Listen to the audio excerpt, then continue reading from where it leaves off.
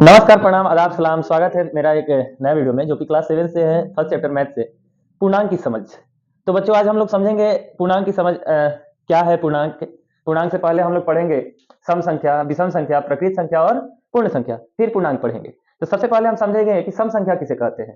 बहुत सारे बच्चे जो होते हैं 10th क्लास में चले जाते हैं, लेकिन उनको सम संख्या की समझ, विषम संख्या की समझ, प्रकृत संख्या की समझ और पूर्ण संख्या की समझ नहीं होती है। तो आज से स्टार्ट करते हैं हम सम संख्या, फिर सम संख्या के बाद पढ़ेंगे विषम संख्या, प्रकृत संख्या, पूर्ण संख्या, उसके बाद हम पढ़ेंगे पूर्णांक की समझ। तो सबसे पहली बात कि सम संख्या किसे कहते हैं।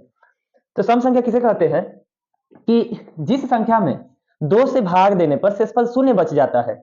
यदि कोई भी संख्या हो उसमें 2 से हम लोग भाग देते हैं और उसका शेषफल कितना बच जाता है, शून्य बच जाता है, तो उसे हम लोग सम संख्या कहते हैं। जैसे दो में 2 से भाग देंगे तो शेषफल यानी कि रिमाइंडर शून्य बच जाएगा। 4 है, 6 है, 8 है, 10 है।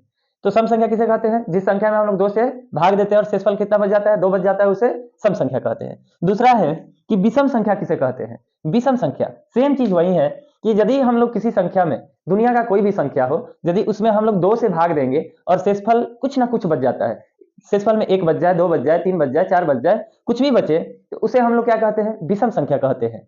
यानी कि 2 से भाग देते हैं, शेषफल 1 बच जाता है या 1 से ज्यादा कुछ बच जाता है, उसे हम लोग क्या कहते हैं, विषम संख्या कहते हैं। जैसे 5 हो गया, 3 हो गया, 5 हो गया, 7 हो गया, 9 हो गया, 10 हो गया, 13 हो गया। यानी कि विषम संख्या का मतलब 2 से भाग देते हैं तो शेषफल कितना बच जाता है, 1 बच जाता है। उसके बाद क्या आता है, उसके बाद आता है कि प्रकृत संख्या।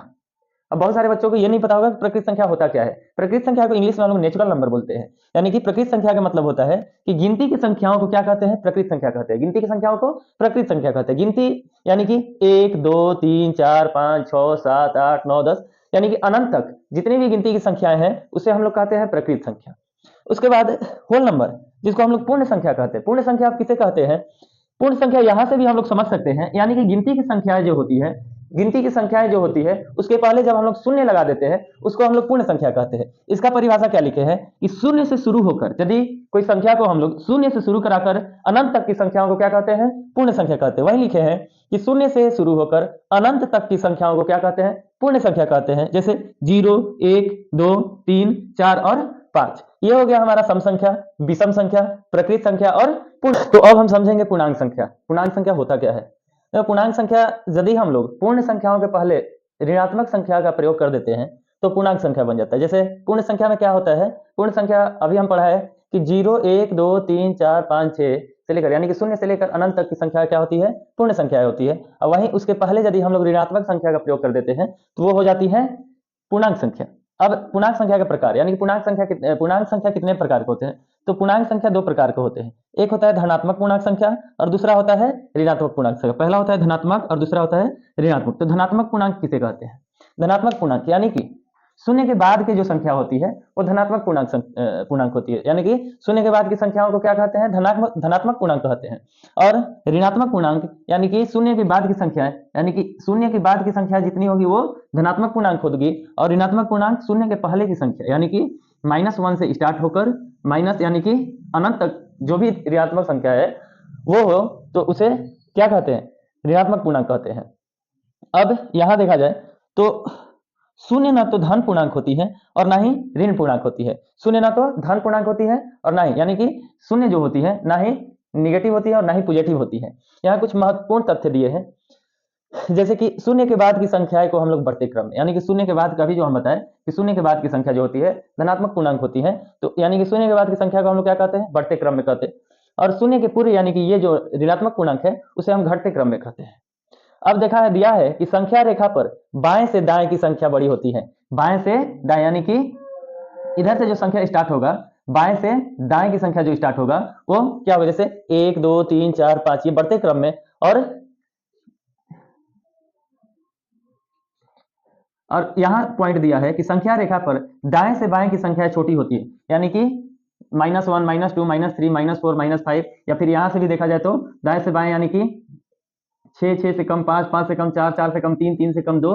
यानी कि संख्या रेखा पर यदि हम लोग बाएं से, यानी कि ये हो गया क्या बाएं, ये बाएं हो गया और ये क्या हो गया दाएं हो गया। तो यदि हम लोग बाएं से दाएं की तरफ चलेंगे ना तो संख्या बढ़ते जाएगा। जैसे -6 है तो माइनस संख्या से -6 से बड़ा -5 हो जाएगा, -5 से बड़ा -4 हो जाएगा और -4 से बड़ा -3 हो जाएगा। और वहीं जब हम दाएं से बाएं की तरफ आएंगे तो संख्या घटते क्रम में यानी कि छोटी होती जाएगी। 6 से कम 5, 5 से छोटा 4, 4 से छोटा 3, 3 से छोटा क्या होगा 2, 2 से छोटा 1, ऐसे ही -1 से छोटा -2, -2 से छोटा -3, ऐसे अनंत तक ये क्रम चलती रहेगी। इसके आगे है कि शून्य प्रत्येक ऋणात्मक पूर्णांक से बड़ा है, यानी कि ऋणात्मक पूर्णांक ये जितना है उससे बड़ा शून्य है। बहुत सारे बच्चा से पूछा जाता है कि बताओ कि -1 बड़ा है कि शून्य बड़ा है, तो उसका आंसर आता है -1, जो कि बिल्कुल गलत होता है। वहीं यहां दिया है कि शून्य प्रत्येक ऋणात्मक से बड़ा होता है तथा प्रत्येक धनात्मक पूर्णांक से छोटा होता है, और प्रत्येक यानी कि जितना धनात्मक पूर्णांक दिया है सबसे छोटा होता है। तो ये वाला जो पॉइंट है बहुत ज्यादा ही महत्वपूर्ण है। शून्य प्रत्येक ऋणात्मक यानी कि शून्य के पहले जो भी ऋणात्मक है उससे बड़ा शून्य होता है, और प्रत्येक धनात्मक यानी कि शून्य के बाद जो भी संख्या है धनात्मक है उससे छोटा होता है। अब यहां दिया है कि धनात्मक पूर्णांक में यदि इस फॉर्म में यानी कि a बड़ा b, a greater than b हो तो ऋणात्मक पूर्णांक में -a स्मॉलर देन -b होगा। यानी कि दिया है जैसे धनात्मक पूर्णांक जैसे ये हो गया धनात्मक पूर्णांक में, मान लो कि यहां हम दे दिए 6 और 4, तो यहां हम 8 हटा दिए, तो 6 क्या है 4 से बड़ा है।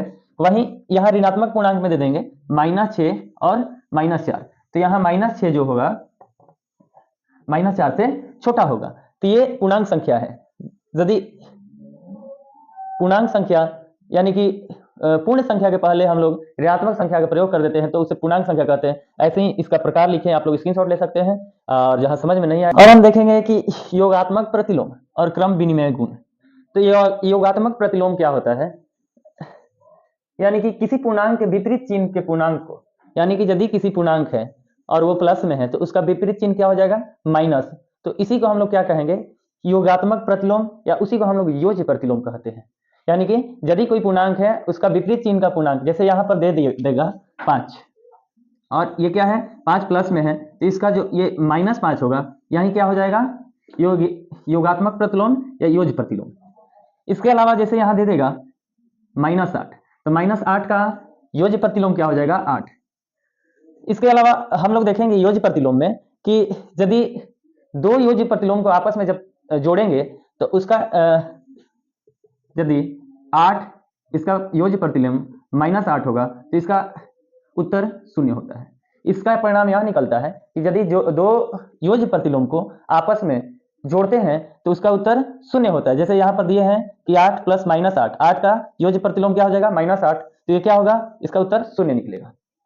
अब हम लोग देखेंगे क्रम विनिमय गुण। क्रम विनिमय गुण होता क्या है भाई, यदि हम लोग दो पूर्णांक संख्याओं को यानी कि दो पूर्णांक संख्याओं के योगफल एवं उनके उल्टे क्रम का योगफल को जब हम लोग आपस में समान करते हैं, जैसे कि यहां हम लोग जैसे में दे देंगे a प्लस बी, यहां समझते हैं ये दे देंगे a प्लस बी बराबर हम क्या करेंगे समान क्या करेंगे b प्लस ए।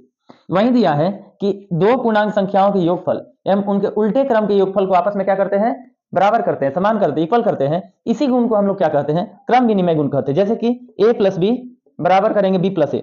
दूसरा एग्जाम्पल क्या हो जाएगा 8 प्लस 4 और इसका 4 प्लस 8, इसको दोनों को जोड़ेंगे तो 12 बराबर क्या हो जाएगा 12। इसी को हम लोग क्या कहेंगे क्रम विनिमय गुण कहेंगे। उम्मीद करते हैं कि इतना आप लोगों को समझ में आ गया होगा।